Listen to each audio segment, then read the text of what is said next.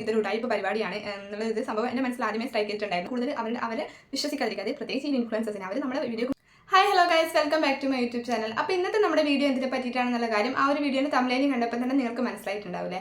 നമ്മൾ ഇങ്ങനെ ഒരു റിയാക്ഷൻ വീഡിയോ പോലെയൊക്കെ ചെയ്യാറുണ്ടായിരുന്നു, ഇടയ്ക്കൊക്കെയോ ചെയ്തിട്ടുണ്ട് കേട്ടോ. അപ്പോൾ ഇപ്പോൾ കുറേയായി ചെയ്തിട്ട് എങ്കിലും ഇപ്പോൾ ഫ്രണ്ട് ആപ്പിനെ പറ്റിയിട്ടുള്ള കുറേ വീഡിയോസും കാര്യങ്ങളൊക്കെ ഇങ്ങനെ കണ്ട ടൈമിൽ എനിക്കൊരു അഭിപ്രായം പറയാനും തോന്നി. അപ്പോൾ അതുകൊണ്ട് മാത്രമാണ് കേട്ടോ ഞാൻ ഇങ്ങനെ ഒരു വീഡിയോ എടുക്കുന്നത്. ഇങ്ങനെ ഒരു വീഡിയോ എടുക്കണമെന്നൊന്നും ഞാൻ വിചാരിച്ചിട്ടുണ്ടായിരുന്നില്ല. കാരണം ഈ ഒരു ഫ്രണ്ട് ആപ്പ് ഞാൻ കണ്ടിട്ടുള്ളത് മെയിനായിട്ട് ഈ ഒരു ഇൻഫ്ലുവൻസേഴ്സും നമ്മുടെ യൂട്യൂബിലൊക്കെ ഇങ്ങനെ ഒരുപാട് പേര് പ്രൊമോട്ട് ചെയ്യുന്നത് കണ്ടിട്ടുണ്ട് ആ ഒരു ആപ്ലിക്കേഷൻ.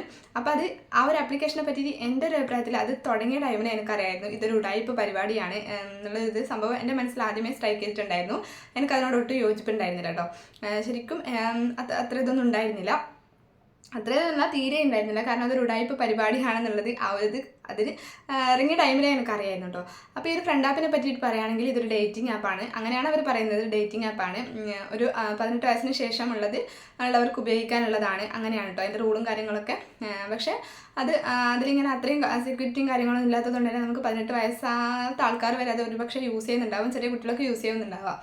കാരണം അതിൽ ഫേക്കായിട്ടുള്ള ഏജും കാര്യങ്ങളൊക്കെ കൊടുത്താൽ അത് ഈസി ആയിട്ട് ലോഗിൻ ചെയ്യാൻ വേണ്ടിയിട്ടൊക്കെ പറ്റുമെന്ന് തന്നെയാണ് കുറേ വീഡിയോസും കാര്യങ്ങളൊക്കെ കണ്ട ടൈമിൽ എനിക്ക് മനസ്സിലായിട്ടുള്ളത്. അപ്പോൾ ഇപ്പം ഇതിൻ്റെ ഈ ഒരു സംഭവങ്ങളൊക്കെ ഇങ്ങനെ നടക്കുന്ന ടൈമിൽ എനിക്കൊരു അഭിപ്രായം പറയണമെന്ന് തോന്നി. നമ്മൾ സാധാരണക്കാരാണെങ്കിലും നമുക്ക് പറയാനുണ്ടാവുമല്ലോ, അപ്പം അതിനെ പറ്റിയിട്ട് പറയാനെന്ന് തോന്നിട്ടോ അങ്ങനെ എടുത്തിട്ടുള്ളൊരു വീഡിയോ ആണ്. അപ്പോൾ ഈ ഒരു ഫ്രണ്ട് ആപ്പിനെ പറ്റി പറയുകയാണെങ്കിൽ ഇത് നമുക്ക് മെയിൽസിനും ഫീമെയിൽസിനും ഒരുപോലെ യൂസ് ചെയ്യാൻ പറ്റുന്ന ആപ്പാണെങ്കിലും നമുക്ക് ഫീമെയിൽസിനാണെങ്കിൽ അതിൽ പേയ്മെൻറ്റും കാര്യങ്ങളൊന്നും വേണ്ട. അതേസമയം ഒരു ബോയ്സ് ആണ് അല്ലെങ്കിൽ ഒരു ജെൻസ് ആണ് അതിലേക്ക് നമ്മുടെ അക്കൗണ്ട് ക്രിയേറ്റ് ചെയ്യുന്നതെങ്കിൽ അവർക്ക് പേയ്മെൻറ്റും കാര്യങ്ങളൊക്കെ വേണം. അത് മാത്രമല്ല നമ്മുടെ ഈ ഒരു മെയിൽസിന് ഫീമെയിൽസിനോട്, അതായത് അവരോട് ഓപ്പോസിറ്റ് ജെൻഡറിനോട് ചാറ്റ് ചെയ്യാനൊക്കെ അങ്ങനെയാണെങ്കിൽ അവർക്ക് പ്രത്യേകം പേയ്മെൻറ്റും കാര്യങ്ങളൊക്കെ ചെയ്യണം എന്നൊക്കെയാണ് ആ ഒരു ആപ്പിനെ പറ്റി ഇങ്ങനെ വീഡിയോയിലൊക്കെ പറയുന്നത് കേട്ടിട്ടുള്ളത് കേട്ടോ. അങ്ങനെയൊക്കെയാണ് ഈ ഒരു സംഭവം നിൽക്കുന്നത്. പിന്നെ അതിലൊട്ടും സെക്യൂരിറ്റി ഇല്ല. അവർ ഭയങ്കര സേഫ് ആണെന്നൊക്കെ ഈ ഒരു ഇൻഫ്ലുവൻസേഴ്സ് ഒക്കെ പറയുന്നുണ്ടെങ്കിലും അതിൽ ശരിക്കും പറഞ്ഞാൽ ഒട്ടും സെക്യൂരിറ്റി ഇല്ല. കാരണം 18 വയസ്സിന് ശേഷം യൂസ് ചെയ്യേണ്ട ഒരു ഡേറ്റിംഗ് ആപ്പാണെങ്കിൽ പോലും അതിൽ ചെറിയ കുട്ടികളൊക്കെ അത് യൂസ് ചെയ്യുന്നുണ്ട്.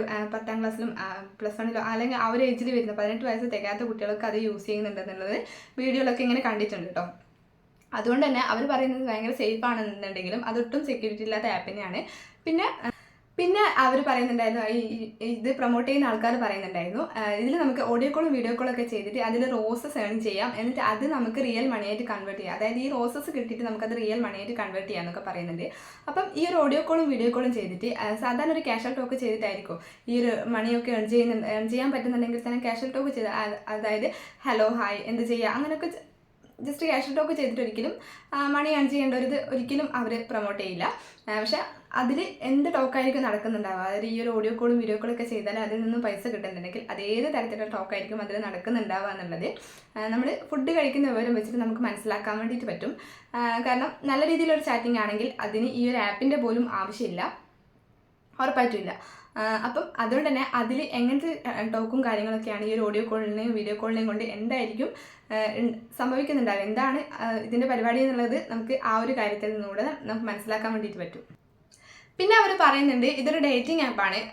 ശരിക്കും പറഞ്ഞാൽ ഒരു ലക്ഷക്കണക്കിന് ഡേറ്റിംഗ് ആപ്പുകൾ പ്ലേ സ്റ്റോറിൽ തന്നെ ലഭ്യമാണ് കേട്ടോ. പക്ഷേ ഇതിൻ്റെ ഏറ്റവും വലിയ പ്രത്യേകത ആണ് ഈ ഒരു ഫ്രണ്ട് ആപ്പിൻ്റെ പ്രത്യേകത, ഒത്തിരി പേര് അതായത് ഇൻഫ്ലുവൻസേഴ്സ് ഒരുപാട് പേര് ഈ ഒരു ആപ്പ് പ്രൊമോട്ട് ചെയ്യുന്നു. അതായത് അവർ പറയുന്ന ടൈമിൽ അവർ ഡെയിലി യൂസ് ചെയ്യുന്ന ഒരു സംഭവം നമ്മളോട് പറയുന്നു. അതായത് അവർ ഡെയിലി യൂസ് ചെയ്യുന്നു, അവർ ഡെയിലി അതിൽ ചാറ്റ് ചെയ്യുന്നുണ്ട്, ആ ഒരു രീതിയിലാണ് അവർ പറഞ്ഞു വെക്കുന്നത്. അതുകൊണ്ട് തന്നെ നമ്മുടെ ഈ പുതിയ തലമുറയിലുള്ള കുട്ടികൾ ഒത്തിരി പേര് ഈ ഇൻഫ്ലുവൻസേഴ്സിൻ്റെ ലൈഫ് സ്റ്റൈലും കാര്യങ്ങളൊക്കെ അതൊക്കെ ഇങ്ങനെ കോപ്പി ചെയ്യാൻ ആഗ്രഹിക്കുന്നവരാണ്. അപ്പോൾ ഈ ഒരു കുട്ടികളൊക്കെ ഇത് വിശ്വസിക്കുകയാണ്, അപ്പോൾ അവർ യൂസ് ചെയ്യുന്നു, അപ്പം നമുക്കിത് ഈസി ആയിട്ട് യൂസ് ചെയ്യാൻ വേണ്ടിയിട്ട് പറ്റും.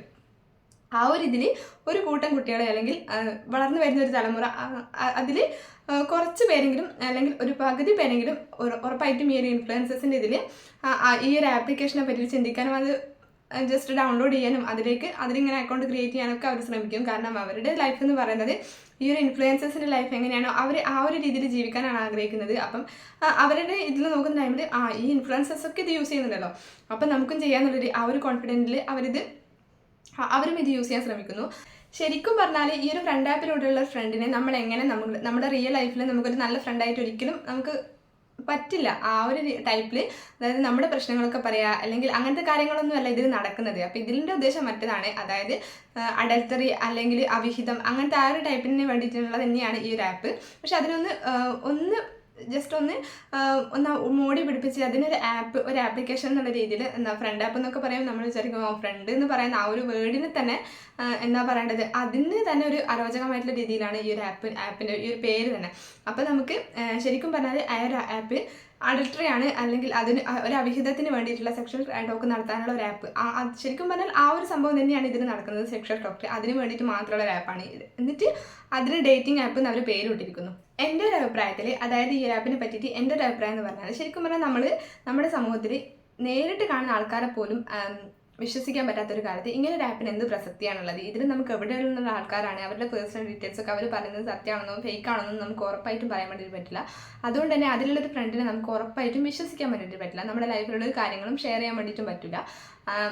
അതുമാത്രം ഇങ്ങനത്തെ ഈ ഒരു ഇതൊക്കെ നടക്കുന്ന ഇങ്ങനത്തെ പല കുറ്റകൃത്യങ്ങളും അല്ലെങ്കിൽ ഇതുപോലുള്ള പല മോശമായിട്ടുള്ള കാര്യങ്ങൾ നടക്കുന്ന ഈ ഒരു നമ്മുടെ സമൂഹത്തിൽ ഇങ്ങനെ ഒരു ആപ്പിന് ഒട്ടും പ്രസക്തിയില്ല. അത് ഇൻഫ്ലുവൻസേഴ്സ് ആണെങ്കിലും ആരാണെങ്കിലും അത് പ്രൊമോട്ട് ചെയ്യുന്നത് ഭയങ്കര ഒരു ലോജിക്കില്ലാത്തൊരു കാര്യമാണ്. ശരിക്കും പറഞ്ഞാൽ അവരങ്ങനെ ചെയ്യാൻ വേണ്ടിയിട്ട് പാടില്ല. കാരണം അവരെ വിശ്വസിക്കുന്ന ഒരു കൂട്ടം ആൾക്കാർ തന്നെ ഉണ്ട്, അല്ലെങ്കിൽ വരുന്ന തലമുറ മുഴുവൻ ഈ ഒരു ഇൻഫ്ലുവൻസേഴ്സിൻ്റെ കീഴിലാണ്. അവരുടെ ലൈഫ് സ്റ്റൈല് അതൊക്കെ കോപ്പി ചെയ്യാനാണ് ഈ ഒരു വരുന്ന തലമുറയൊക്കെ ശ്രമിക്കുന്നത്. അപ്പോൾ അവർക്ക് മാതൃകാപരമായിട്ടുള്ള രീതിയിലുള്ള എന്തെങ്കിലുമൊക്കെ വീഡിയോ മാത്രമേ ഷെയർ ചെയ്യാൻ ശരിക്കും അതിനുള്ളത് മാത്രമേ ഇതുള്ളൂ. കാരണം അവരെ കണ്ടിട്ടാണ് പഠിക്കുന്നത് എന്നുള്ളത്.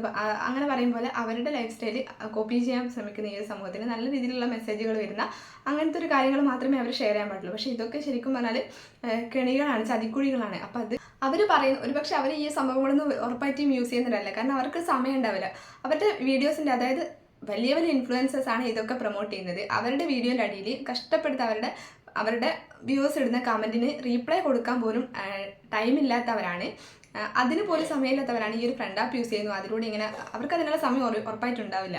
അവരത് യൂസ് ചെയ്യുന്നില്ല. പക്ഷേ അവരെന്തുകൊണ്ട് ഇത് പ്രൊമോട്ട് ചെയ്യുന്നു? അവർക്ക് നല്ല രീതിയിലൊരു പൈസ കിട്ടുന്നു, ഒരു ഏർണിങ്സ് കിട്ടുന്നു. അതുകൊണ്ട് മാത്രമാണ് അവരിത് പ്രൊമോട്ട് ചെയ്യുന്നത്. അവർക്ക് കുറേ പൈസ കിട്ടുന്നതുകൊണ്ട് അവരിത് പ്രൊമോട്ട് ചെയ്യുന്നു, ആൾക്കാരിലേക്ക് എത്തിക്കാൻ വേണ്ടിയിട്ട്.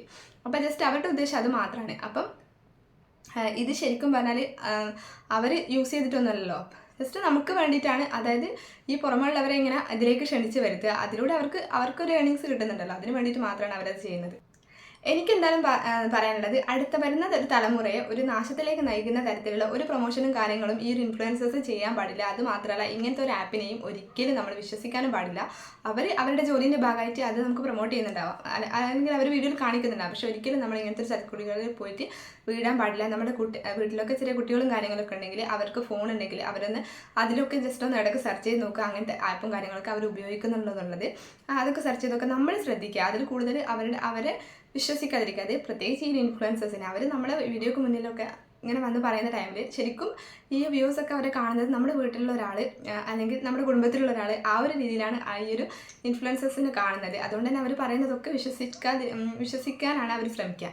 പക്ഷേ നമ്മൾ ശ്രദ്ധിക്കുക, നമ്മളാണെങ്കിലും നമ്മുടെ കുട്ടികളാണെങ്കിലും ഇങ്ങനത്തെ ആപ്പും കാര്യങ്ങളൊക്കെ യൂസ് ചെയ്യുന്നതിനിടയ്ക്ക് അവരുടെ ഫോണും കാര്യങ്ങളൊക്കെ ചെക്ക് ചെയ്യുക, നമ്മളാണ് സൂക്ഷിക്കേണ്ടത്.